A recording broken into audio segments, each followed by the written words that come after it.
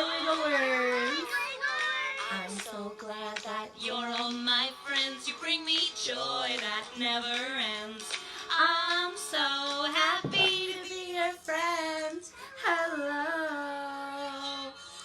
Good morning, all of my friends. I'm so glad you guys are here joining me today. I'm so excited to have story time with you today. I've got 4 wonderful stories to share. I'm sure you guys are going to love them. It's a little warm in my house this morning. I'm sure you guys are going to love them as much as I do. Excuse me. So let's go ahead and get started. First off, right here, today we're going to start with a nonfiction book. Oh, good morning, Presley. Good morning, Mac. I'm so glad you guys are here today. I hope you like our stories. All right. So Different Appearances is a nonfiction book. This is part of our Celebrating Differences series, and I really like it. It also talks about different cultures and different hobbies, different interests. That's what it's called. Different interests. So it's really fun to learn what other people like to do and what other people are like. So Celebrating Differences, Different Appearances. It's our title page, just like in a fiction story. Different Appearances by Rebecca Pettiford. And of course, these books have photographs rather than illustrations, so there's no illustrator. Here we have the table of contents, and that tells us what we can expect from this book. The first section is called Look at Us. Then we have Different Together. Then we have our picture glossary. I'm excited for that part. Then we have our index. And then we have more resources. So if you decide to check this book out at home, you can take a look at those more resources. So here's our first sections. Look at us. People are all different. We are different shapes. We are different sizes. That's very true.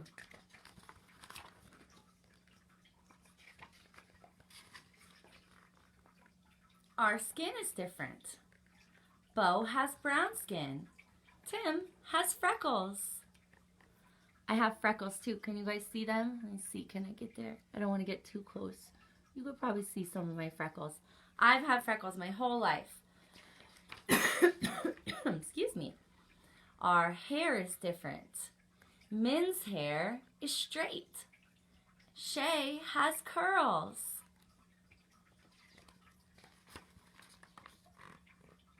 Meg has red hair. Sammy's hair is blonde. We look different in other ways too. Jack has glasses. They help him see. Do you have glasses to help you see? Or do you know someone who has them?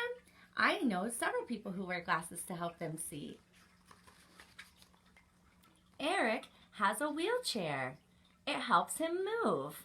Wow, he can really go.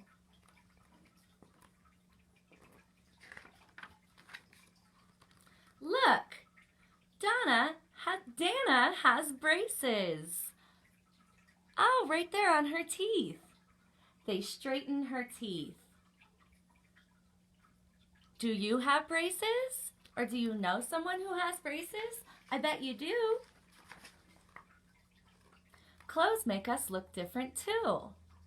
Lila covers her head.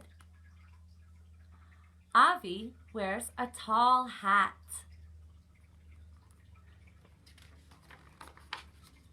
Look around you. We are all different. Each of us is unique. Each of us is special. Different together. Look at all the ways a group of friends can look different from each other. Some have red hair, some have glasses, some don't. Lots of ways. So here's our picture glossary where we can talk about the words that we might not have known in the book. So the first word we have here is braces. If you don't know what braces are bands and wires that are put on the teeth to make them straight. Freckles are brown spots on the skin. I can tell you from experience, freckles are usually on your face, but I get them all over my arms and my legs too. Unique means one of a kind. And a wheelchair is a chair with wheels that people who cannot walk or can't walk well use to get around. And then here's our other resources. If you guys want to check that book out when the library reopens, once our new bathroom is done, it's going to be so great. Okay, we're going to go ahead and move on since we started with such a short story today. And we're going to move on to this one. It's kind of a new favorite for me. It's been out for a few years, but it's one that I really like a whole lot. Ada Twist, Scientist. This one is written by Andrea Beatty and illustrated by David Roberts.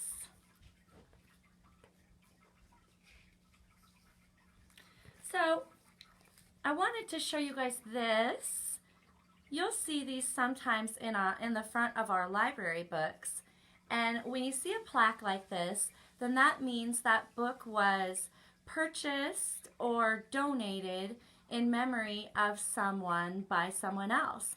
So this book was donated in memory of Grace Engelmeyer, who was a librarian who worked at our library for many years. She was very much loved. And she still has family here, so hopefully they'll get to see some of these books. Ada Twist, Scientist. Here's our title page. Ada Twist, Scientist by Andrea Beatty, illustrated by David Roberts. Of course, our publisher information too.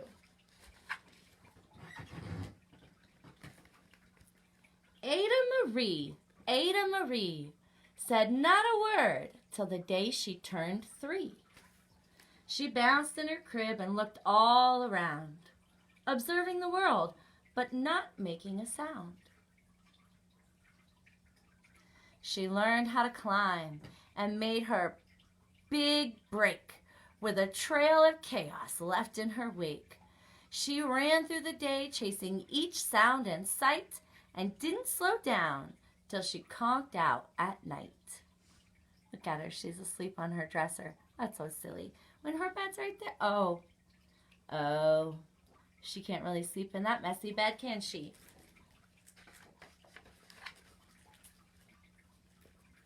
Her parents were frazzled, but tried not to freak as Ada grew bigger and still didn't speak. Clearly, young Ada, with lots in her head, would have something to say when it ought to be said. And there she is. There's her mama and her daddy. Oh, they do look troubled.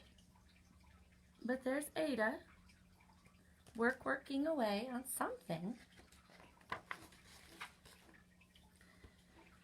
That's just what happened when Ada turned 3. She tore through the house on a fact-finding spree and climbed up the clock just as high as she could. Her parents yelled, "Stop!" as all good parents would. Ada's chin quivered, but she did not cry. She took a deep breath and she simply asked, "Why?"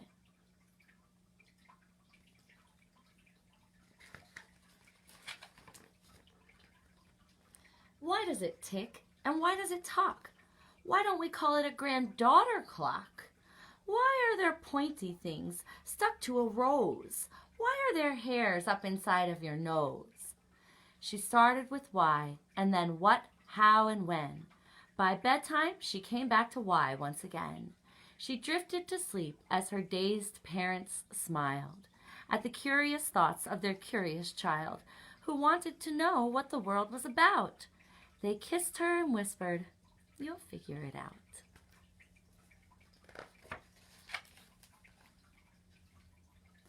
Her parents kept up with their high-flying kid, whose questions and chaos both grew as she did. That happens a lot. Even Miss Greer found her hands were quite full when young Ada's chaos wreaked havoc at school. But this much was clear about Miss Ada Twist. She had all the traits of a great scientist. Oh my. She's really having a time, isn't she? It looks like her classmates are enjoying it much more than her teacher. That seems accurate too.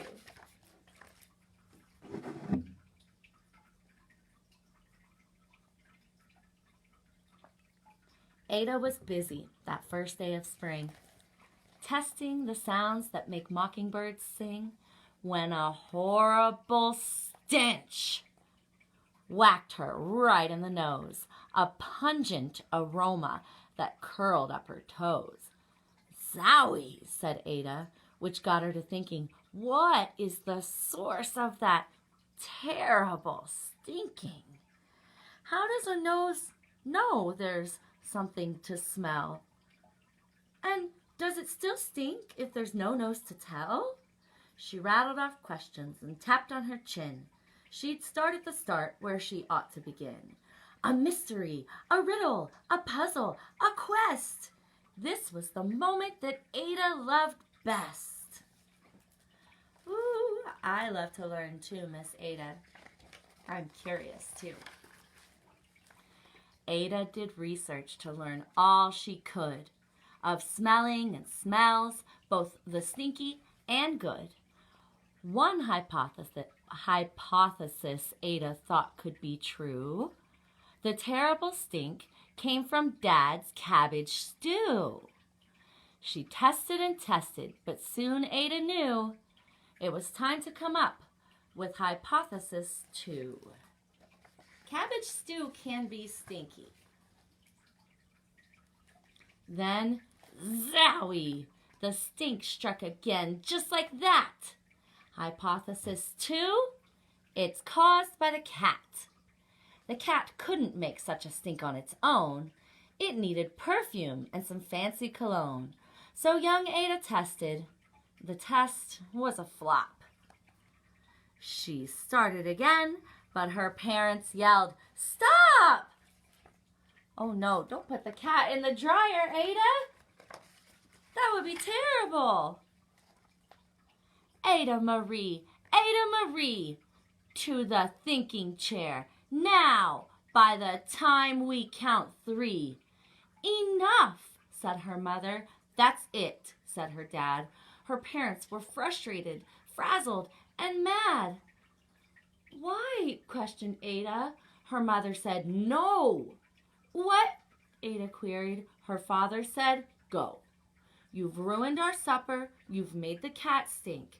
Enough with your questions. Now sit there and think." She looked at her parents. Her heart turned to goo. Poor Ada Twist didn't know what to do.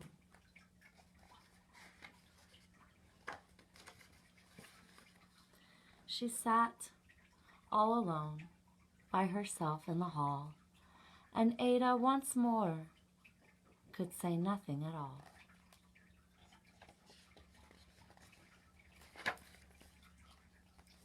And so Ada sat, and she sat, and she sat, and she thought about science and Stu and the cat, and how her experiments made such a big mess. Does it have to be so? Is that part of success?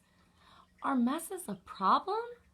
And while she was thinking, what was the source of that terrible stinking? Ada Marie did what scientists do. She asked a small question, and then she asked 2. And each of those led her to 3 questions more, and some of those questions resulted in 4. As Ada got thinking, she really dug in. She scribbled her questions and tapped on her chin. She started at why, and then what, how, and when. At the end of the hall, she reached why once again. Oh no. Her parents calmed down and they came back to talk. They looked at the hallway and just had to gawk. No patch of bare paint could be seen on the wall. The thinking chair now was the great thinking hall. They watched their young daughter and sighed as they did. What would they do with this curious kid who wanted to know what the world was about? They smiled and whispered, "Oh, we'll figure it out." And that's what they did, because that's what you do when your kid has a passion and heart that is true. They remade their world, and they're all in the act of helping young Ada sort fiction from fact. She asks lots of questions. How could she resist? It's all in the heart of a young scientist. Excuse me. And as for that smell, well, what can Ada Twist do but learn all she can with her friends in grade 2? Will they discover the stink that curls toes? Well, that is the question. And someday, who knows?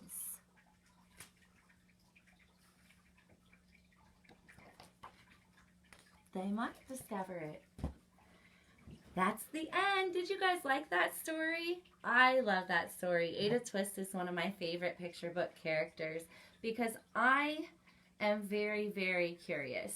And I tell people all the time I love to learn new things and to learn about other people's lives and interests. It's just, I'm a very curious person. So, let's see here. What can we sing today? Oh, do you know what we haven't sung in a really long time, you guys? Let me see if I can find it on here. Oh, where did it go? Oh, Three Little Ducks, that's what it was. All right. Now, of course, I have to make sure that I remember to tell everybody the music that I always use in my story time is Songs for Wiggleworms by the Old Town School of Folk Music. I stream it on Amazon. It's one of my favorite albums to use. It's got great old folky sounding classic songs. So, Three Little Ducks. Three little ducks went out one day over the river and far away. The mother duck said, "Quack, quack, quack, quack." Only two little ducks came back. How many ducks now?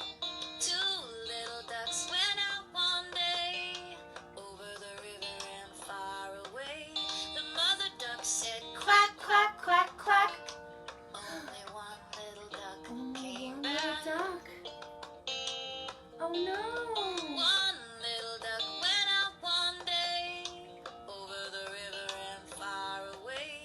The mother duck said, "Quack, quack, quack, quack." But none of the three little ducks came back. Where did the three little ducks go? So the big mother duck went out one day over the river and far away.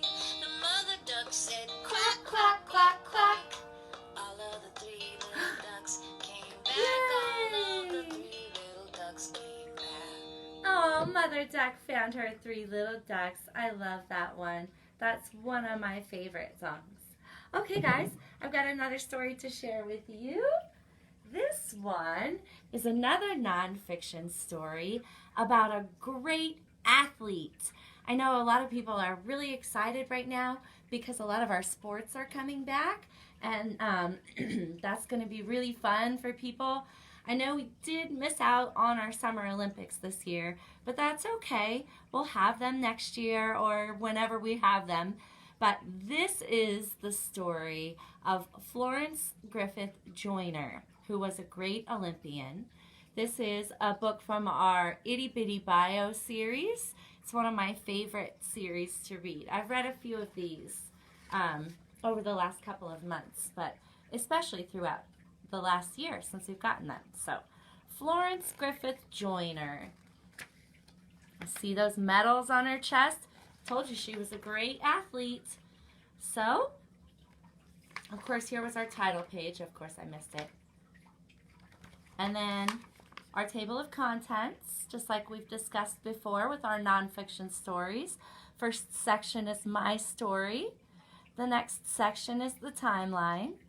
Then we have the glossary and the index. All right, let's learn about Florence Griffith Joyner. I was born in Los Angeles. It was 1959. I had 10 brothers and sisters. We lived with my mother. We did not have much money. I would guess that with 11 children, there would not be much to go around.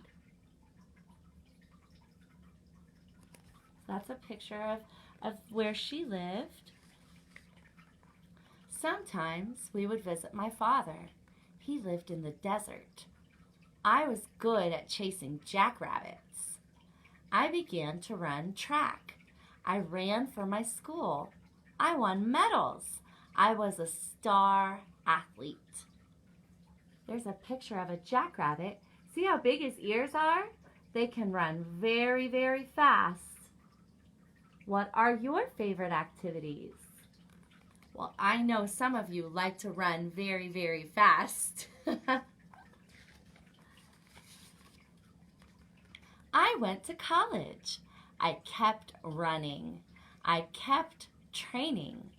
I also loved fashion. I enjoyed doing hair.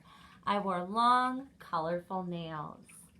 There's a picture of her running, and that's her college on the front, UCLA, right here. And then that's her runner number, 209. And you know who I always think of when I think of long, colorful nails? Miss Sarah at the library. She always has long, beautiful, colorful nails. Everyone always gives her compliments. I made the 1984 Olympic team. I won a silver medal. People noticed my style. I became famous. What is your style? My style is just kind of comfortable, but I know I have some friends who like to be very fancy and some friends who do not want to be fancy at all. And that's okay. That's your style. You can do however you like.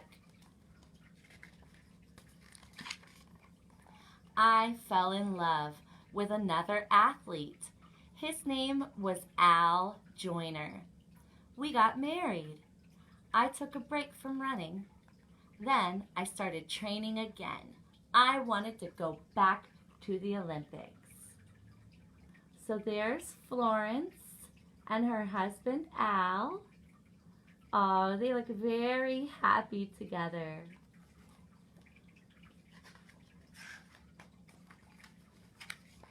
I made the 1988 Olympic team. I went to the Olympics. I won 4 medals.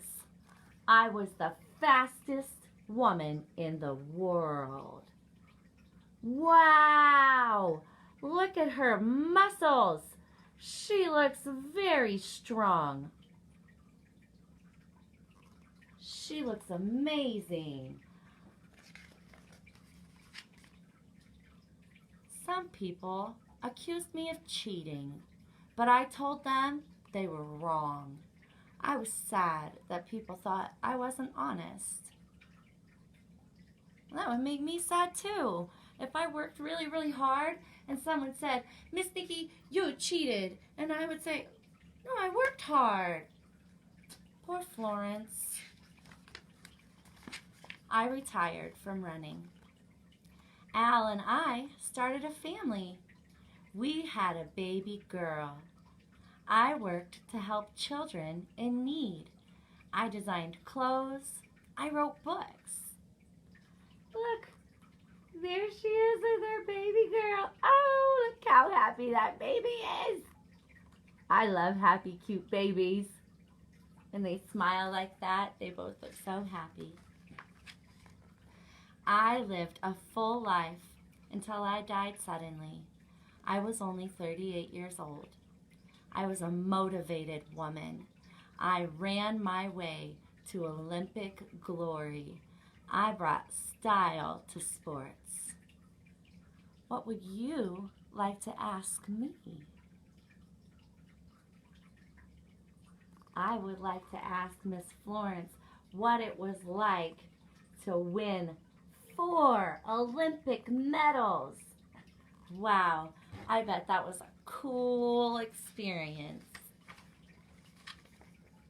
So here you can see on our timeline, Florence was born in 1959, and then in 1984, she went to her first Olympics. In 1988, she went to her second Olympics, and then she died in 1998. It is sad that she didn't get to live very long, but at least she got a great full life.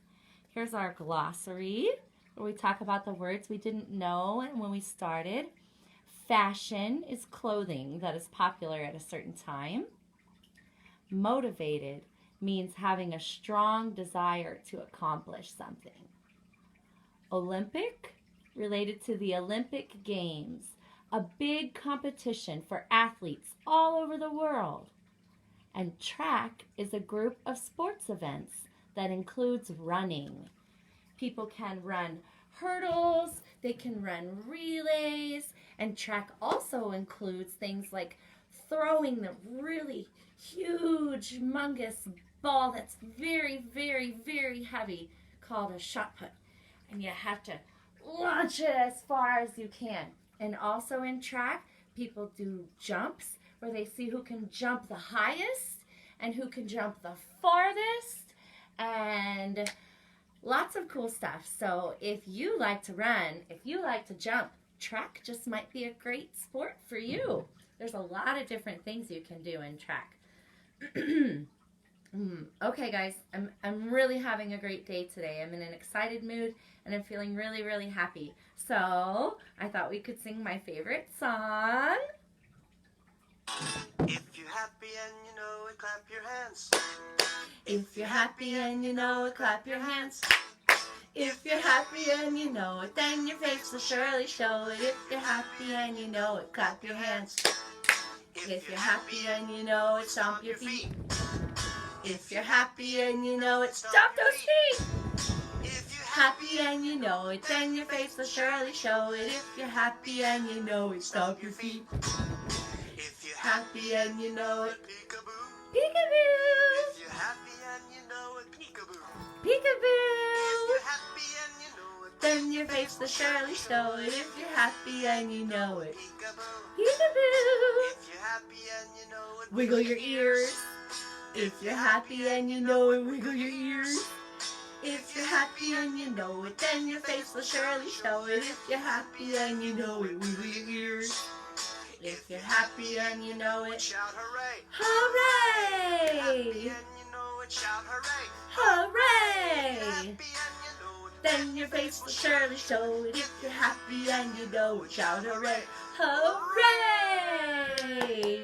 Great job, you guys. Wasn't that fun? That's one of my favorite songs. You guys know. But of course, after singing, I need a little drink. Thank you guys for always being so patient with me and always letting me take a little drink when I need a little drink during story time. My throat does get kind of dry when I'm reading stories.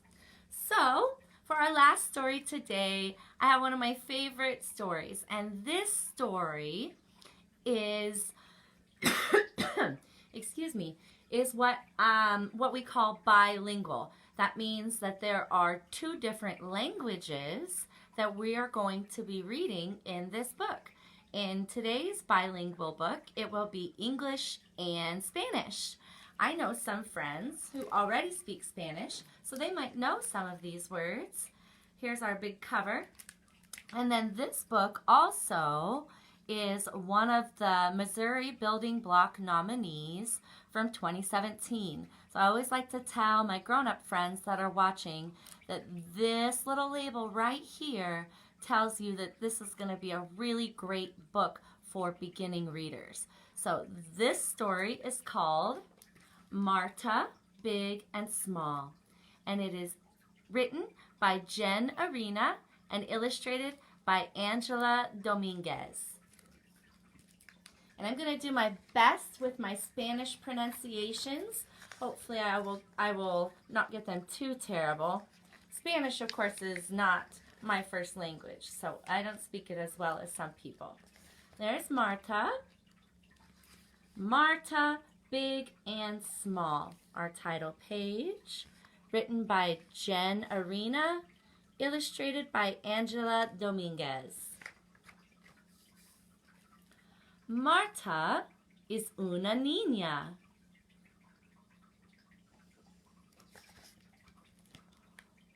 Una niña. Those are our first Spanish words. An ordinary girl. There she is.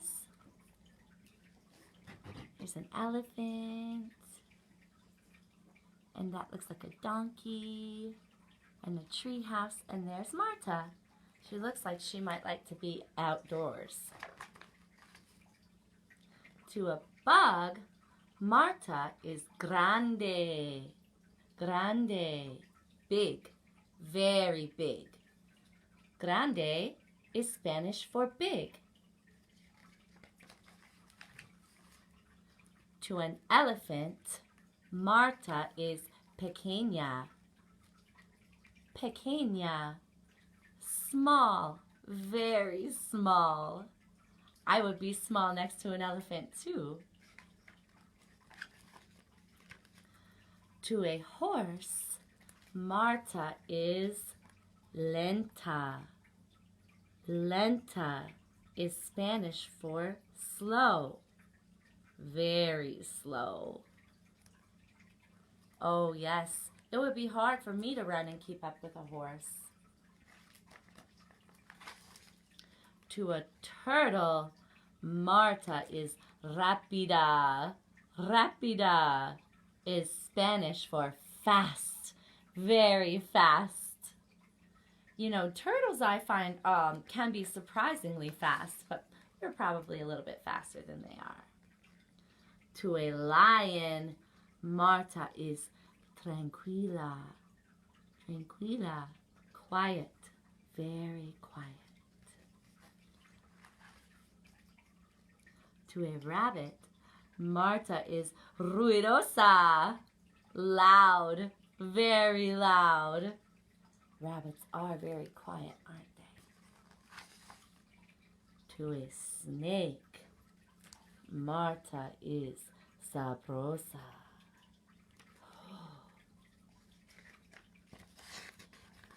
Sabrosa means tasty.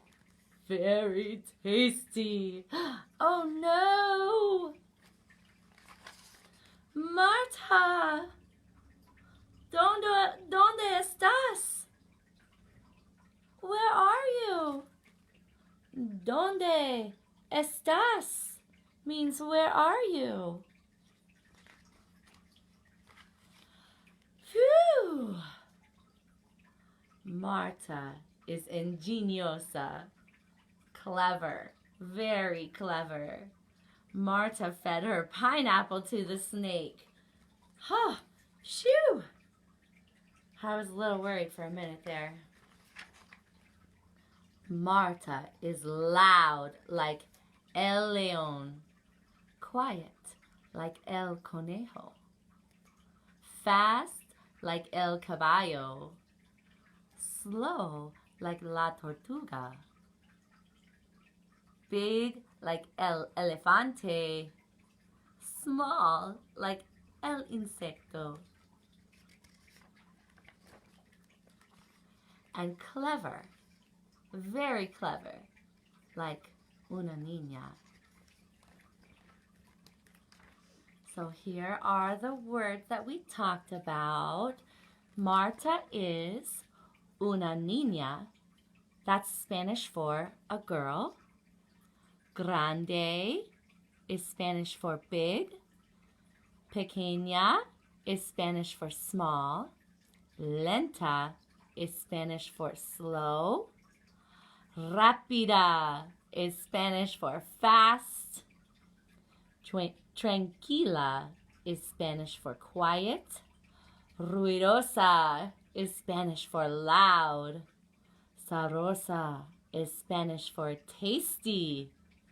Ingeniosa is Spanish for clever. And in this story, Marta meets el insecto, the bug, el elefante, the elephant. Oh, they're down here, yes. There's the bug. There's the bug right there. And there's the elephant right there. El caballo, the horse, is over here. El león, the lion, he's back there. El conejo, the rabbit, right there. La serpienta, the snake. The snake, where did we find the snake? He's hiding somewhere. There's La tortuga, the turtle. Do you guys see the snake? Oh, there he is, of course. I finally found him. So now you guys have learned some Spanish words with me today. I hope you guys can remember some of them. That's our last story for today. So remember to join me right here tomorrow night, Thursday, at 7 o'clock for bedtime stories. It's going to be a great time. Thank you guys so much for tuning in today, and I can't wait to see you again tomorrow. Have a great day.